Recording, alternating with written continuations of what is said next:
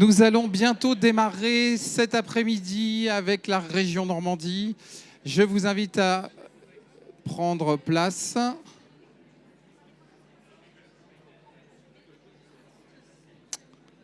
On m'a dit qu'il faut démarrer à 14h02. Est-ce qu'il est 14h02 ?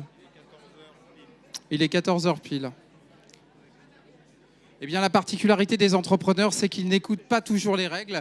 Donc, nous allons démarrer à 14h aujourd'hui sur une particularité qui est... Alors déjà, est-ce que les gens de la Normandie sont présents dans la salle là ? Alors, je ne vous ai pas entendu. Est-ce que les Normands, vous êtes là ? Voilà. Alors, on démarre bien cet après-midi avec l'entrepreneuriat des femmes en Normandie. Alors, bien évidemment, on ne va pas parler que de femmes et pas que d'entrepreneuriat, quoique. Mais avant toute chose, l'idée, c'est de vous présenter celles et celui, c'est pas celles et ceux, c'est celles et celui qui seront là dans cette table ronde. J'invite à me rejoindre, sous vos applaudissements, bien évidemment, Sophie Gauguin. Donc, vous êtes la vice-présidente en charge du développement économique de la région Normandie. Émilie Delin, de BPI France. Florent, vous êtes la caution masculine de cette table ronde, donc je compte sur vous aussi. Voilà, un grand soutien. Et bien évidemment, nos deux super entrepreneurs, Emmanuel Delelande de la société Isodiag et Audrey Régnier de Boin France. Alors la première question, c'est vous les BPistes, ceux qui nous recevez aujourd'hui,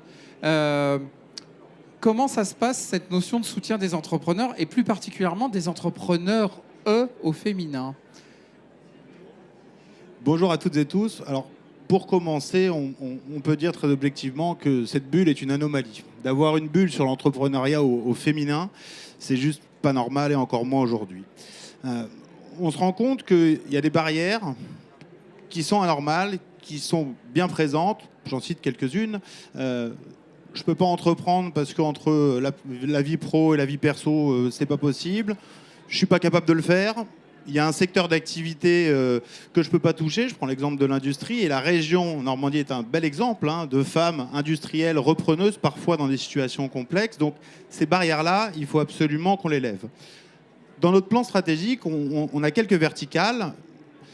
Je parle de l'industrie, je parle du tourisme, je parle de la santé. Et on a en chapeau, au-dessus de tout ça, le climat, l'innovation, mais surtout la création et la transmission d'entreprises. La création, aujourd'hui, il y a 1 million de créations d'entreprises par an. Il faut qu'on pousse ce chiffre, mais il faut surtout qu'on fasse en sorte que ces créateurs soient bien accompagnés, mieux accompagnés et qu'il y ait moins d'échecs, que ce soit au féminin ou au masculin d'ailleurs. Je fais le parallèle avec tous les stands qu'on voit à côté. Il y a une trentaine de réseaux d'accompagnement.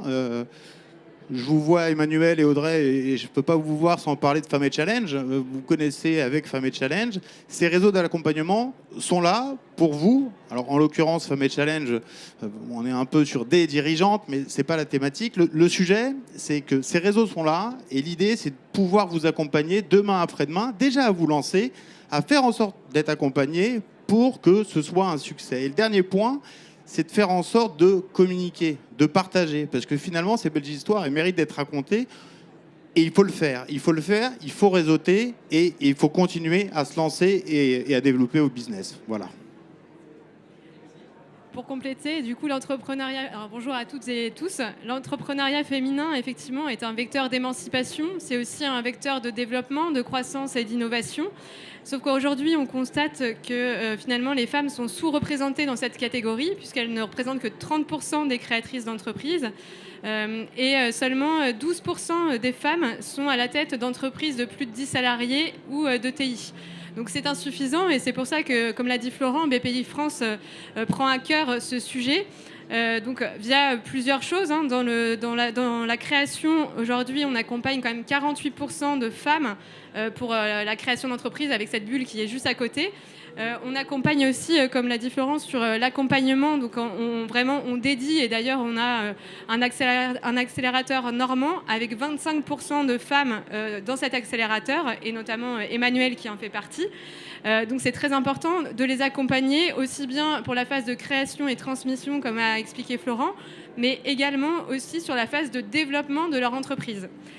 On participe aussi aux côtés de la région à tout ce qui est PAREF.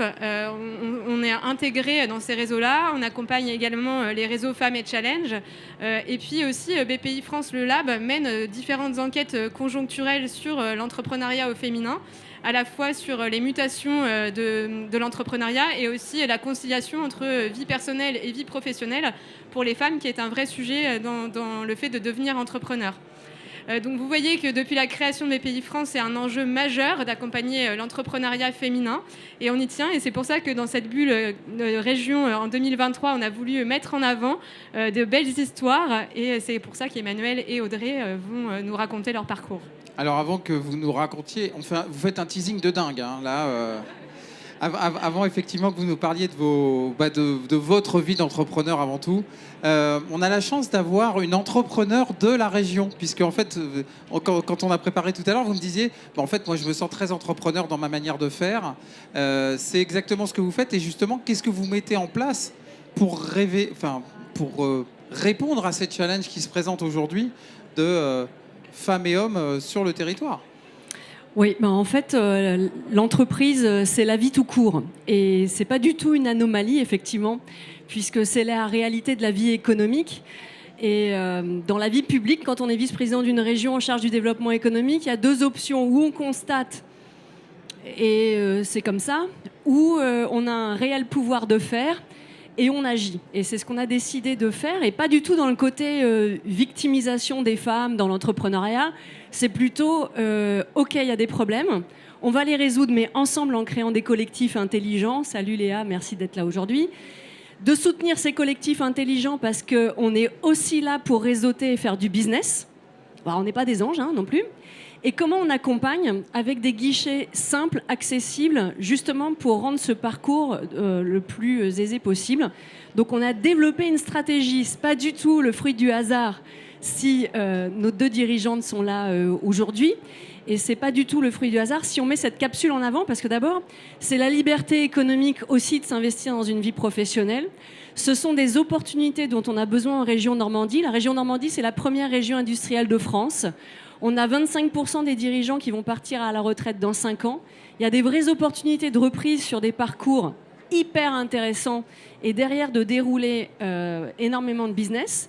Et on est dans le top 3 des régions qui permettent aux femmes d'accéder à l'entrepreneuriat, à des carrières professionnelles. Comment? Avec le guichet unique, l'Agence de développement pour la Normandie, un réseautage transversal dont fait partie BPI, Femmes et Challenge, Normandie Pionnière, et tout un tas de réseaux qu'on a fédérés en supra-réseau pour faire de l'échange concret, c'est-à-dire s'aider à reprendre des entreprises, s'aider dans du développement, partir à la conquête de marchés à l'international ou créer sa boîte, puisque chez nous, on est à un niveau plus haut que le niveau national, c'est-à-dire que 36% des femmes créent leur entreprise en région Normandie, et que 3 ans plus tard, parce qu'elles sont bien accompagnées, elles sont toujours en place. Quand je vous ai dit que c'était une entrepreneure, je n'ai pas menti. Hein. Je n'ai pas menti. Donc c'est chez nous qu'il faut venir, en fait. Voilà. Emmanuel, je vous laisse prendre le micro qui se trouve juste derrière. Emmanuel Delhollande, Isodiag, racontez-nous l'aventure Isodiag et puis ce que vous y faites aujourd'hui en tant qu'Emmanuel. L'aventure Isodiag, moi je l'ai prise il y a 10 ans. J'ai repris l'entreprise familiale. J'avais dit que je ne ferais jamais ça, que je ne travaillerais jamais dans un métier technique. Je travaillais dans le métier du spectacle et que je ne reprendrais surtout jamais l'entreprise de mon père, parce que je ne voulais pas qu'on me pose là où on avait décidé de me poser. Et puis voilà, j'avais envie d'entreprendre. Je suis arrivée il y a 10 ans. On a repris à 2 avec mon mari. Et c'est une entreprise qui fait du diagnostic amiante, plomb, polluant du bâtiment et de la construction pour l'industrie, le BTP et le bâtiment. Donc rien à voir avec la comédie ou les métiers de l'événementiel. C'est un métier passionnant. Et moi, aujourd'hui, on sépare plutôt bien les choses puisque j'assure la direction RH, financière, administrative, et mon mari, la direction commerciale. Voilà, donc Isodiac, c'est 35 personnes basées au Havre, enfin 25 basées au Havre, 10 sur l'étang de Berre, et puis le rachat récent, mais j'en parlerai après, d'une entreprise à Rouen de 25 personnes. Donc, Bravo, voilà. on peut vous applaudir bien fort déjà. Alors, on a vu votre formidable aventure, on va voir celle d'Audrey aussi, parce que Audrey, vous m'avez dit, mais tout le monde nous connaît, tout le monde nous connaît. Tout le monde nous connaît exactement. Donc Audrey Régnier, enchantée. Donc je suis la Madeleine de Proust de la plupart des personnes en France. Je pense que je suis dans tous les foyers français, même si vous ne le savez pas. Alors j'ai l'habitude de dire que sans les aiguilles Bohin, nous serions tous tout nus. Donc c'est grâce à moi que vous avez des vêtements. Parce que c'est pas d'aiguilles, pas de vêtements, pas de vêtements, pas de vêtements. Voilà.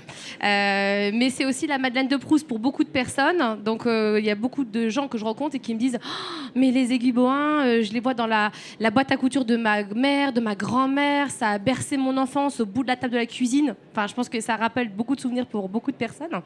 Donc moi, j'étais salariée. J'étais pas voilà, la fille du patron, mais en tout cas, j'étais salariée de l'entreprise Bohin. Je suis rentrée à 25 ans pour ouvrir toute l'entreprise au grand public. On a un grand parcours de tourisme industriel.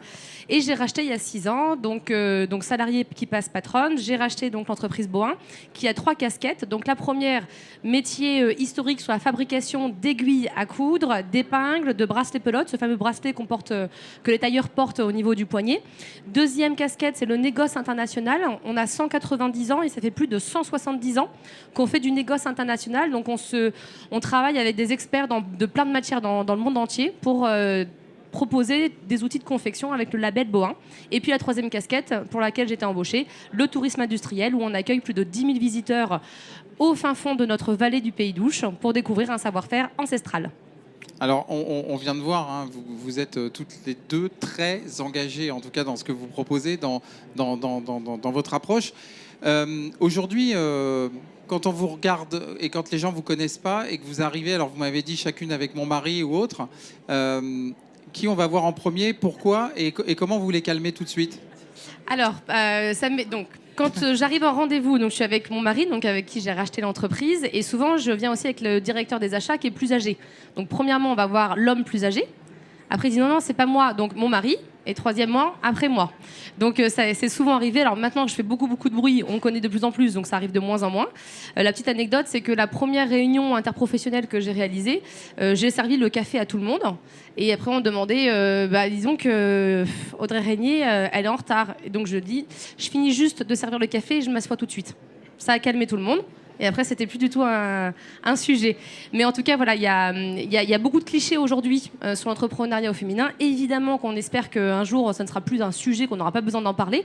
Mais aujourd'hui, c'est un fait. Donc, c'est pour ça que la région travaille, c'est pour ça que BPI travaille, c'est pour ça aussi que nous, dirigeantes, on a un gros travail à faire de communication. Et c'est pour ça que des réseaux comme Family Challenge existent pour, en fait, mettre en réseau et faire porter une voix auprès du grand public. Merci. Emmanuel, bon, on l'a pas fait, mais on peut vous applaudir quand même parce que J'étais très déçue. Emmanuel, c'est la même chose avec votre mari ou? Alors, nous, on ne va pas forcément en rendez-vous commerciaux ensemble. Par contre, on recrute ensemble. Et ça, c'est assez rigolo parce que généralement, donc, j'ai la fonction de RH, etc. Donc, je suis sur la partie un peu plus administrative. Mais j'ai un métier qui est quand même très technique. Et très rapidement, les gens se rendent compte que je connais très bien mon métier, la réglementation, et qu'il n'y a pas de sujet. Par contre, quand on a repris l'entreprise, ça a été assez marrant. Sur le coup, c'était moyennement marrant quand même. Mais c'est que j'étais la fille du patron, j'avais travaillé en tant que comédienne, et j'arrivais là, j'y connaissais rien. Et alors là, c'est surtout les salariés. Et étonnamment, c'est vraiment, on est ancré dans quelque chose de très lourd. C'est que j'étais forcément un peu conne, et j'avais pas ma place. Donc après, la légitimité, on l'a parce qu'on travaille tous les jours dans l'entreprise, parce qu'ils savent que vous savez de quoi vous parlez.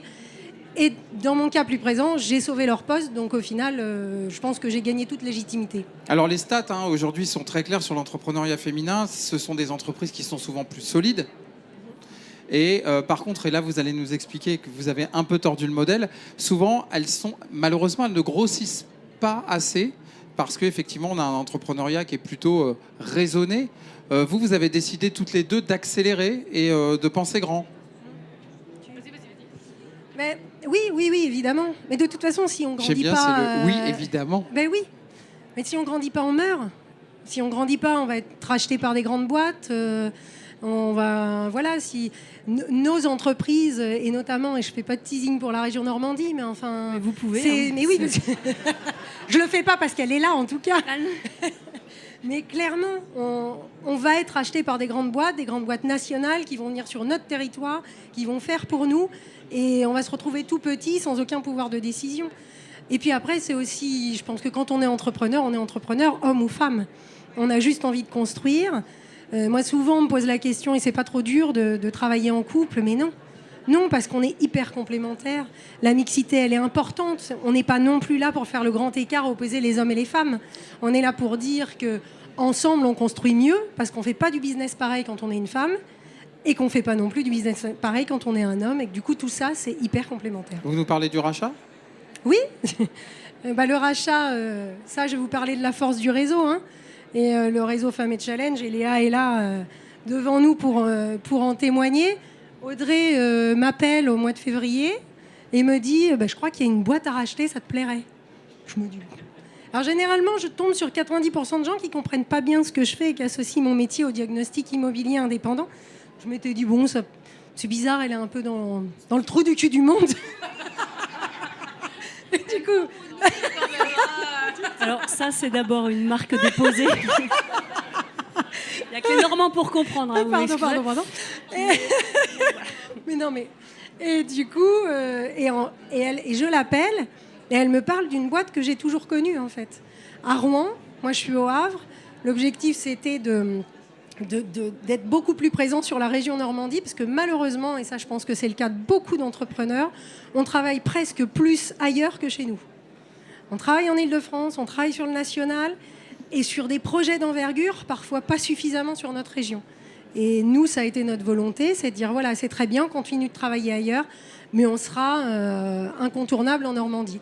Et Audrey me parle d'une entreprise à Rouen, et je me dis, tiens, pourquoi pas. Et on se lance dans la grande aventure de reprendre une entreprise à la barre du tribunal de commerce, ce qui est un beau challenge réussi. Sophie Gauguin, ça doit être super d'entendre tout ça, c'est-à-dire qu'une fertilisation croisée des acteurs au bénéfice du territoire, c'est... C'est une vraie volonté politique. Hein. Moi, j'ai une feuille blanche de la part du président de région. D'abord, on n'est pas nombreuses à s'occuper du développement économique dans les vice-présidentes en France. Je crois qu'on n'est que 4. Là aussi, c'est une belle marque de confiance. Et puis, les partenariats croisés pour être opérationnels. Et on voit bien que l'accès au crédit reste quand même une difficulté. Ce qu'on arrive à surmonter en région Normandie parce qu'on travaille avec les réseaux bancaires, parce qu'on travaille avec tous les partenaires financiers. On a aussi créé nos propres outils d'intervention sur des fonds de prêts participatifs ou des fonds autonomes avec Normandie Participation qui nous permettent d'assumer notre propre risque quand on a envie d'y aller ou de soutenir une transmission reprise avec Normandie Horizon, par exemple, en sécurisant le parcours de la dirigeante qui reprend l'entreprise, en lien avec celui qui aujourd'hui est le gérant. Donc c'est vraiment une mécanique et un outil très très fin, et c'est enthousiasmant parce qu'il y a des résultats.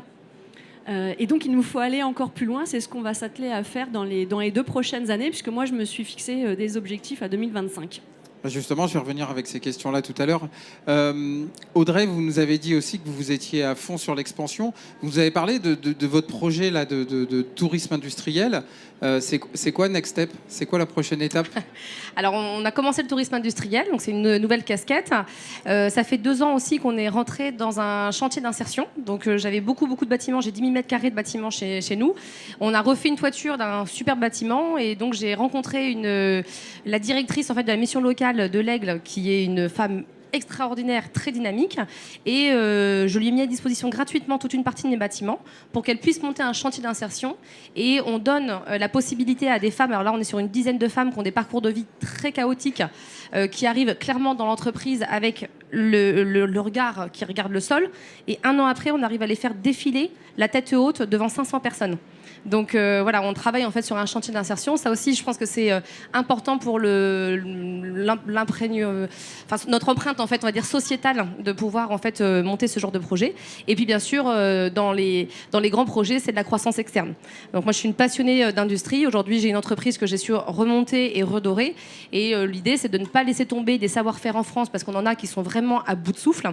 Donc pouvoir les remonter. Est-ce qu'ils seront normands ou pas, je ne sais pas, mais en tout cas, ne pas laisser tomber notre pays en désuétude par rapport à des savoir-faire qui sont hyper importants pour notre quotidien. Donc ça, c'est dans les projets. Je lance un appel à tout le monde. Je crois qu'on l'a bien, on l'a bien reçu. Je vais revenir sur nos deux experts de BPI France. Vous, d'avoir effectivement des super projets comme ça à accompagner, ça vous demande aussi une certaine agilité, parce que effectivement, en fait, vous avez des dispositifs, vous en avez plein pour les accompagner, que ce soit l'export, que ce soit la relance, que ce soit l'innovation. Vous avez plein de solutions à leur proposer. Alors, en effet, on a 7 métiers chez BPI France, donc je pense qu'on peut répondre à peu près à toutes les problématiques des dirigeants et des dirigeantes, et c'est le but, c'est de s'inscrire dans des failles de marché et d'aller là où aujourd'hui il y a des difficultés à trouver une solution. Donc ça, c'est ce qu'on sait faire depuis la création de BPI France. Et puis, je pense que ça a été dit, des problématiques, elles en rencontrent, elles, en tant que dirigeantes d'entreprise, mais nos dirigeants hommes aussi, tous les jours, que ce soit du recrutement, que ce soit de l'empreinte de marque employeur, que ce soit de faire une croissance externe ou de se développer à l'international. Tous les sujets ont été abordés, et effectivement, chez BPI France, on a une réponse à peu près à tous ces sujets-là. Alors, moi... Oui, et juste pour compléter, la notion de partenariat est hyper importante, parce que nous, on ne travaille jamais seul. On est souvent ou très souvent avec la région. Vous parlez de l'AD Normandie, mais que tout le monde connaît. On intervient ensemble sur de la garantie, sur de l'innovation, parfois sur du financement, et avec les banques traditionnelles également. Donc en fait, il y a un écosystème qui est propice à tout ça, entre les CCI, la région, son agence de développement éco, nous et les partenaires bancaires. En Normandie, on est quand même plutôt bien outillés. Bravo, et puis vous avez quand même un très très beau... Pardon ? On fonctionne comme un pack de rugby. Voilà, on se met dans la mêlée, on se serre, on avance, on pousse et on y va. Vous nous parlerez de la troisième mi-temps tout à l'heure. On sait faire aussi, puisqu'on est quand même leader sur les spiritueux. Ah bah oui, voilà.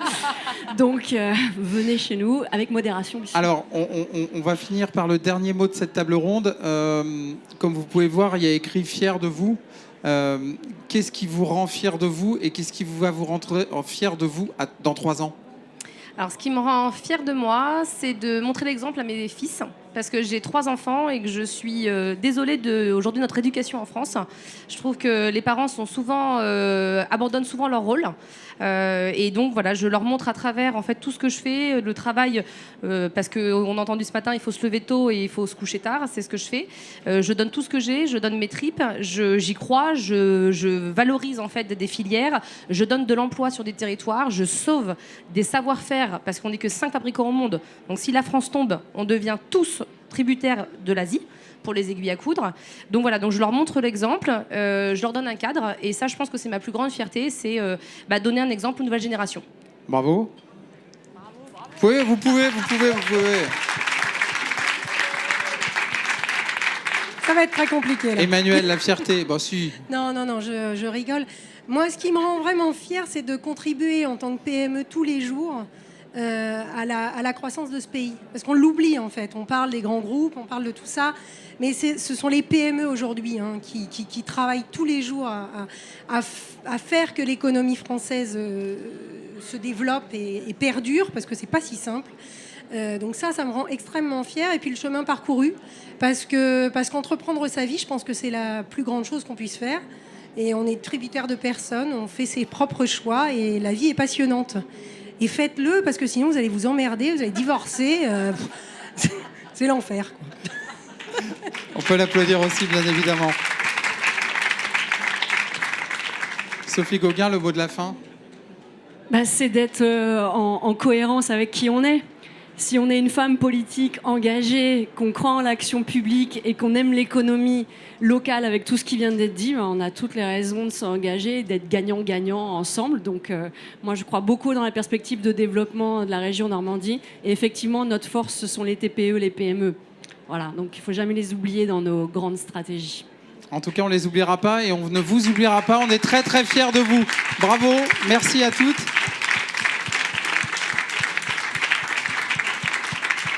Et on se retrouve dans 10 minutes avec nos amis corses.